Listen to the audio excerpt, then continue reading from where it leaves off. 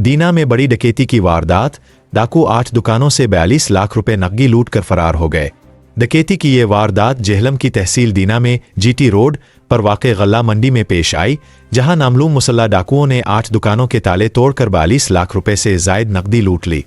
वारदात मंगल और बुध की दरमियानी शब पेश आई। 3 निकाब पोश मुसल्ला डाकू गल्ला मंडी की अकबी दीवार पर सीढ़ी लगाकर अंदर दाखिल हुए और 2 चौकीदारों को यरगमाल बनाकर शदीद तशद्दुद का निशाना बनाया। डाकुओं ने दोनों चौकीदारों को बांधकर एक दुकान में बंद कर दिया। डाकू 1 घंटे तक पूरी गल्ला मंडी में आज़ादाना घूमते रहे और दुकानों के ताले तोड़कर नकदी इकट्ठी करते रहे।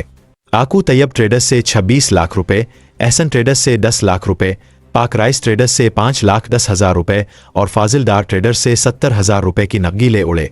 इसके अलावा डाकुओं ने मुतअद्दिद गोदामों और दुकानों के ताले भी तोड़े। डाकू वारदात के बाद बासानी फरार होने में कामयाब हो गए।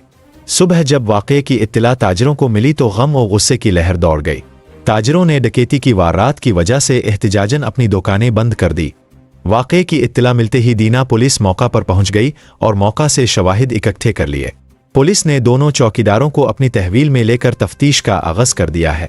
पुलिस का दावा है कि वो जल्द ही मुल्जिमान तक पहुंचने में कामयाब हो जाएंगे।